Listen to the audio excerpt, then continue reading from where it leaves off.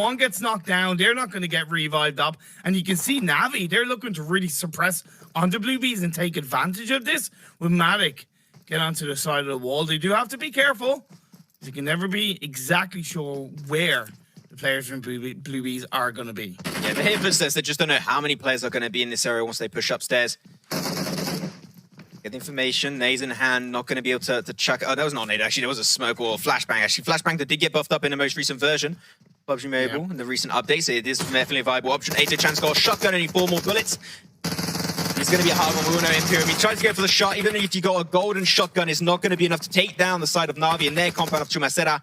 Now the rest of Bluebees just falling apart one by one. They're down to only 1, and that's going to be Rrq Choco. Yeah, and that was a solid push coming out from Navi. I know it's not much, but you always love to see kind of a clean 2v1 push. But now the last player, Bluebees, is going to move out of the building. He's hopefully going to get into some form of a safety area, maybe catch out Matic, who's flanking in on towards the right-hand side on the outskirts, out in the open. But now Meku's going to come in. It was going to be a knockdown onto Meku, but nice response from Tixi to clean up Bluebees. And again, a solid engagement for Navi. They're very solid indeed. They take down Bluebees. They pick up. I believe they got. Yeah, they did get all of those kills. I mean, there was who else around them was going to steal kills? No one exactly. Yeah. So that was all going to be going in their vicinity. I'm going to get back on over to Nova X2 because I think their fight is potentially going to break out eventually. Like currently, you got Aero Wolf that are still pushing close to their position, but like, yeah, I don't think nothing's going to happen just yet. The fear is that like if none of these guys are going to move, they're only putting themselves at risk of being third party, right? You either fight move or you look to move away, and Order is going to get the first knockdown. Yeah, Order from the rooftop is going to pay dividends. Now he can just jump onto another rooftop, and because he's got holes in the roof, Imperium, this is huge for Order, right? He can just take that toll from up above, just feed also grenades or utility inside the building itself. As Cool Boy does go down for Nova X Death. Potato did find himself one. Potato, probably your favorite player there, Imperium. As Aero Wolf trying their best to hold on to it, but Order is going to go for the push onto Potato. It will be turned into a 1v1. They're going to try and jump down from this mezzanine. Gets the information, go for the spray. The micro Uzi will pay off. And Aero Wolf slowly falling apart one by one. That's just one player left standing. Morale. Further back, he's going to have to try and move away. The good thing is that the revive is going to come through onto Cool Boy, so in theory he has a bit more time to play around the disengagement. You can see Jimmy once again kind of flanking on towards the high ground above the water tower. So it means that the last player, Aero Wolf, is most likely going to get in some way called out. I like the fact that, on a side note, with phase 2 popping up, Loops decided who would have heard those shots on their rotation down on the northeast, that they didn't look to get involved, that they're playing for their own focused gameplay, and that was really good stuff coming out from Loops. I'm going to go actually to the PV of Kowalski. I always wanted to say his name. This is my first time casting Loops, and like, right. Kowalski is like such a cool name to me. I love it. But they're actually going to go downhill. They have the information on power here, and they're just like, okay, this is a spot that we do not want to take. This is a fight that we do not want to take. So they're thinking to maybe move away. And it seems like the power, they know now the Loops are going to disengage. It's just like, this is not worth it because they know we're here. We can't just move away from this position because we know they're not going to give it another try.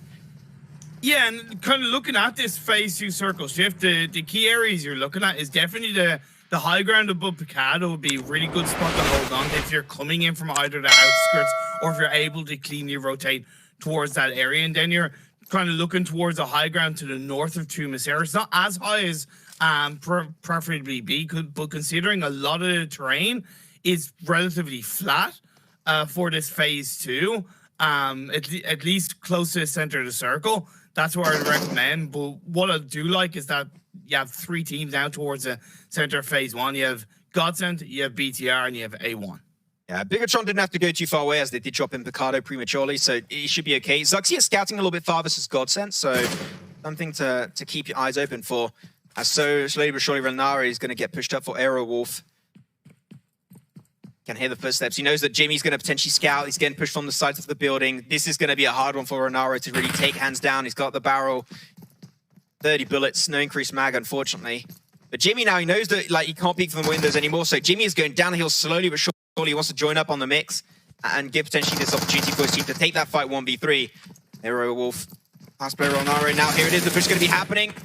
1v1, they have to buy so much time, jumping through the windows. Oh my god, what a ninja! And Renaro were able to actually take that knock and turn into a flush. That's huge. He goes down. There you go. Novex was dev. Take down Arrow Wolf. But here's the thing. Why did he go in on his own? Why didn't he wait for his teammate? Yeah. Like, I'm not going to say it's their own fault, Nova, but it's their own fault. You know, like we saw, look in the opposite direction, right? Navi got that clean 2v1 engagement in both areas on towards Bluebees. Nova went for a 1-1. One player got confirmed. You just can't really afford to do that. I know they probably won't when it comes to PMGC, but it's definitely a little bit feels bad, man. We just saw a headshot coming out from Marley onto Bigetron there for a second with the Car 98, so that was very clean. Though Raucus did go down himself, A1 Esports slowly going to be tumbling down in the city that we love. That was a reference to good old music from Pompeii, but there you go, that's my thing. Good music. Clean. Never, can't say I'll make you listen to it. I'm sure you know it. I'm sure you know it. It's okay. We'll get you. We know you like your Boomer songs. You plus you always like influence me in some shape or form anyway. So yeah, I'm expecting it. I mean, but, I was trying to influence you to watch some anime, but now you actually did watch One Punch Man. You didn't finish it, but you watched it. I didn't finish it. Can I talk about this phase 3 circle shift down on the southwest? So it is still going to be encapsulating Los Leones. It puts a lot of pressure on the teams up north, like Power, of course, the teams that are already there, like BTR, Godsend, and A1. It's going to be a solid rotation for Navi because they have pretty much the whole south side to themselves. And the team that I fear for most is Rrq, because they are kind of either going towards Navi or going towards Godsend / BTR. Yeah, Archer Gaming here. They're going to go right into the open loving arms of Navi. And then now we see it also just like, no, oh my God, that... Yep. That was so strong, I glitched through the map and I went back to the spawn location. Okay, geez. That was so brutal, my game glitched. Oh, man. Hey, look. And that's exactly what you need to do, right? There's one thing that's not an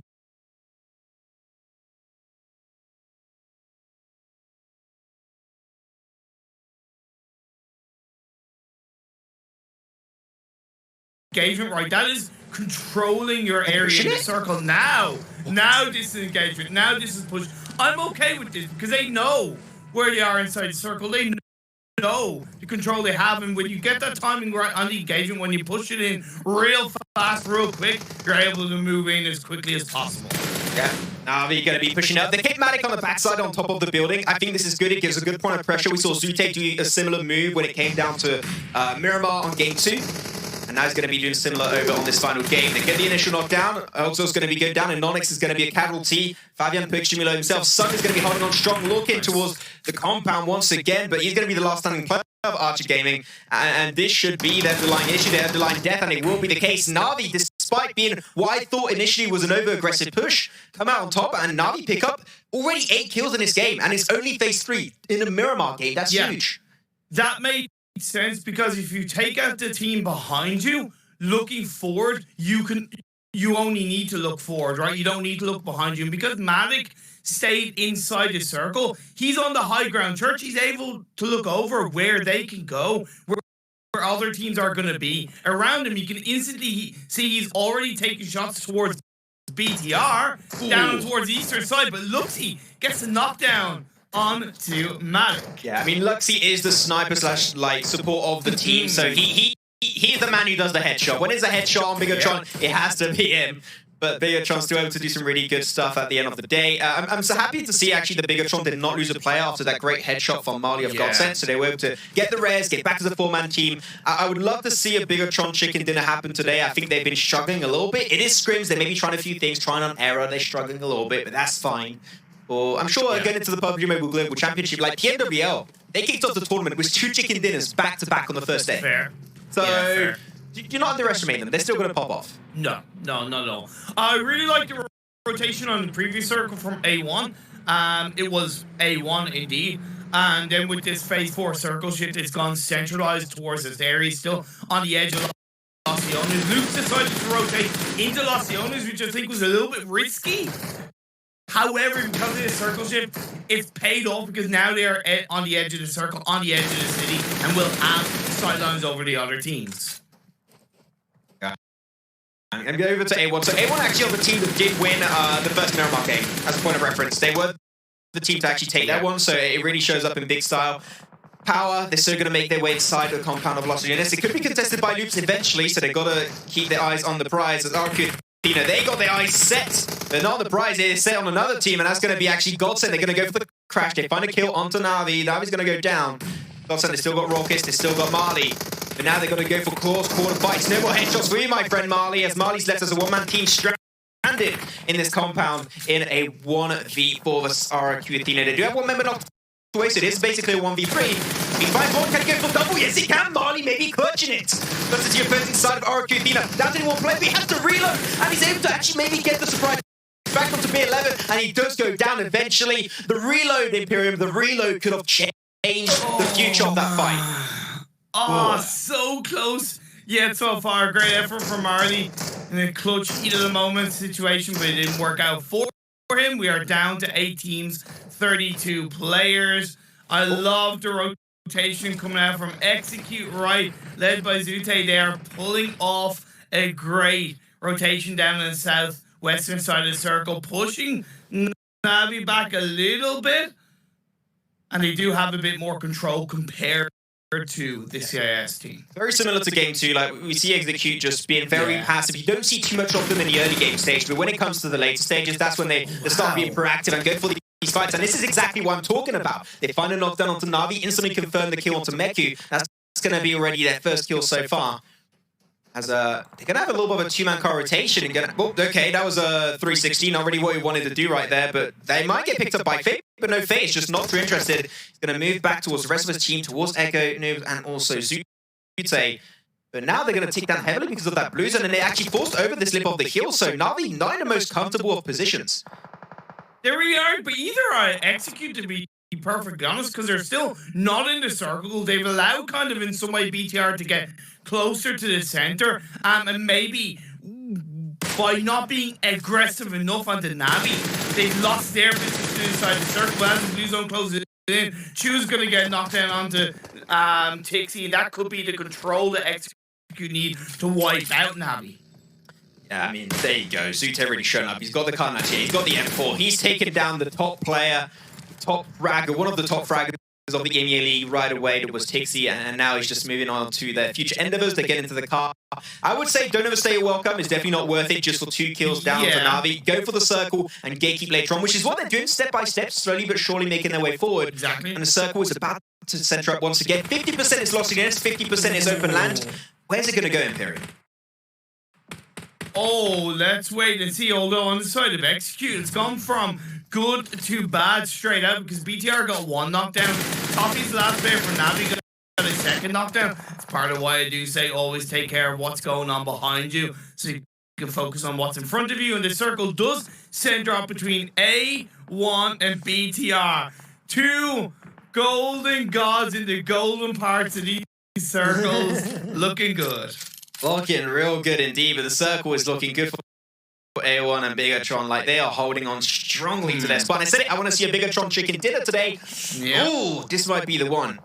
And we'll see how they're going to pull on through, but especially, like you've got so many teams after lane their rotation. Like, Loops, you know they're still going to make it. They're going to center himself up, down, south, which I think is a viable rotation, but oh, no, a little bit of a flip of the car there, unfortunately. They will make it in, though, very soon, hopefully. Well, like, the second they go towards the edge of the circle, they're in the sidelines of Execute, and even A1. So it's really not a good place for Loops to be. They're going to have to fire their way through. They're going to have to shoot their way through. Yeah, they have a couple of vehicles, but those vehicles aren't exactly in the best of conditions, so they are exposed to getting caught out. Execute. Zute is going to get out of his vehicle, followed by Fate. Pinching between 2 teams right now. Execute are going to find themselves under a bit of pressure. Yeah, definitely a little bit of a troublesome spot for a lot of these teams. Power going to find himself a few players of a elite, and seem like overall we're going to have a hard fight. Rrq Athena and Power up in the northern side going to take a huge fight for themselves. But Bigetron, they got the tippity top of the mountain in this circle, and they're just looking up on the north, they're looking out down south. They want to try and pick as many frags as possible along the way. But most of those kills, I'm pretty sure, are going to be picked by the team that in the close vicinity of those frags. Yeah, 110%. We do see Execute go down. Loops did do what they needed to do to push in towards the North America side. And I kind of like that from Loops. They realized they need to get that engagement. All power now going to come up against Rrq, gatekeeping this team on the northern side of this circle. Oh, that was nice. I like it. 6 teams still in this game. Now Rrq Athena still taking a fight. They got it, like, not only that, like the 3 teams up north, they're gonna have to cross over this road. Like eventually, unless we have a really big hardships up north, which like the odds of that happening are pretty slim. But like they got to think of the future of what's happening next. And here crossing that road should definitely be their top priority after taking that fight versus the remaining teams.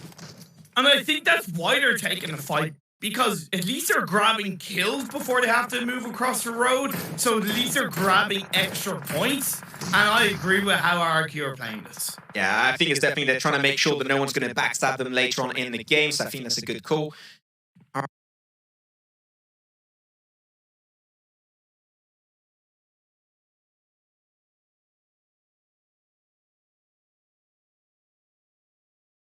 Rrq Athena. The last smokes and utility coming their way, but it seems like Bigetron are slowly going to be contested and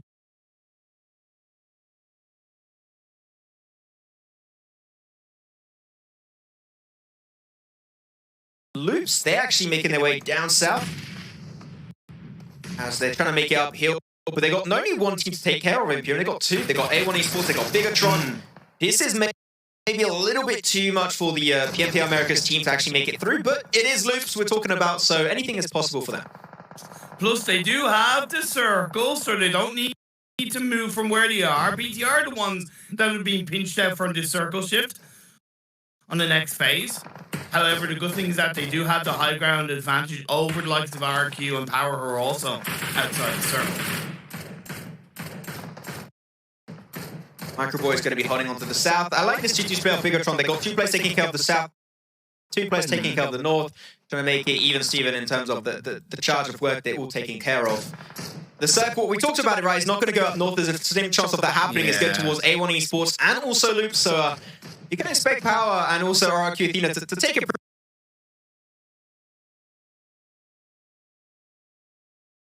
pretty big fight very soon. And the thing with Loops, although A1 haven't taken too many fights, but Loops have taken barely any fights, so they should have a lot of utility in their back pockets. You might want to go check out the POV of Dante Imperium as he's going to be taking a big one. Great nade onto TTOP. That's not over. No. You got the first grenade. Now you got the second. I'm finding these ones tasty. Gets it down, stops, takes a little more tick damage, but unfortunately no flush or extra knocks will come out from that bit of utility. Gets a little knockdown, for himself, stops. Such a good position. Like, Dante's just doing so good, and he picks a 1v3. Dante representing A1 Esports in such good style in that fight. But now they have to take the fight to Rrq, rocking their way up the hill to double knockdown from Rrq onto Jinner. And Sinister is going to lead them down to the ground as quickly as they were recovering from the power fight. They got taken out, and we're down to the final 3 teams. Final 3 teams. Got Bigetron, you got Loops, you got Rrq Athena, you got every team in this one that are fighting to their best capacity, but Zuxi is going to go on forward, he's got that grenade and behind that little mountaintop, might be able to get a strike. That looks like the really good grenade. Unfortunately, not going to be doing too much on the side of Rrq Athena. They will be able to just brush that one off like it was nothing. But the circle is still forcing, unfortunately, Rrq Athena up in the loving arms of Bigetron. They got to push over this mountaintop, and that's when they might get picked up by Loops. It's not going to be easy for BTR. They have to play those movements very, very finely. Oh! Suppression coming out as Zuxi's going to get the double knockdown. That was clean, my dude. That was awesome. They're leaving Luxie just in the shack to hold a decent position in the circle, which I find is a good idea. Microboy, Zuxi, both going to go down, even rising on the forefront in a 1v2 versus Rrq. But D2E puts the nail in the coffin. They're almost halfway gone. As Bigetron, now it's only one player. All is going to be relying on the shoulders, the stonky shoulders of Luxie in this one. As Rrq, can we get no way to go for the res? They're going to go for double res after a double knockdown with a grenade. That is huge. That is huge, but I like it. I think it makes sense. They are quite close to the circle. They have 35 seconds. D2E is already kind of basically on the edge. It comes down to the final 2 teams. Final two. Bigetron out. Seem like today is not the day we'll see a Bigetron chicken dinner, but I'm sure they have a bunch of those going into the Global Championships. I'm not too stressed out for them. But indeed, you said it. Loops and Rrq, the two remaining teams, is going to be a 4v3. And the circle pretty much moving away from these teams. They're all going to go down here in some way, shape, or form. So the redeeming factor for these teams is if you still got a lot of smokes, that might save your life. And I'm seeing a lot of smokes coming out from Rrq, though it seems like their intention is to really just remain live because of those smokes. Loops have the advantage, in my opinion, across the board because they have more area to move around on, whereas Rrq, the more they try to move around, the more exposed they're going to be. So even though they have that man advantage, there's no point if you're not able to really do too much with that. However, if they can find an angle, if they can find a shot, they throw out the smokes, they are moving closer towards the center of the circle. I do think that DADEN and KARA are like barely outside of the circle, so they might have to get pushed over that lip of the hill, but I think it's just literally barely. But Rrq, they're full sending it, like, seem like the smoke play is indeed happening, as I did mention. KETEMU goes down, and now it's a 4v2 to Luke, KARA, and DADEN. Can they make this actually work out? We'll have to see, but now Rrq Athena, you've got to have D2E join up on the mix. DADEN's going to be trying to peek from up above. He's going to be taking some significant damage. Just finding himself a knockdown onto D2E as he's trying to rotate EK to fight.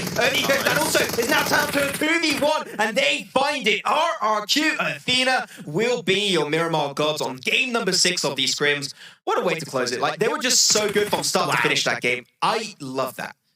Like, and here's the thing. Rrq, they were kind of on the north side. Across the road that we mentioned might be a bit of a pinch, right? Yeah. But I think what saved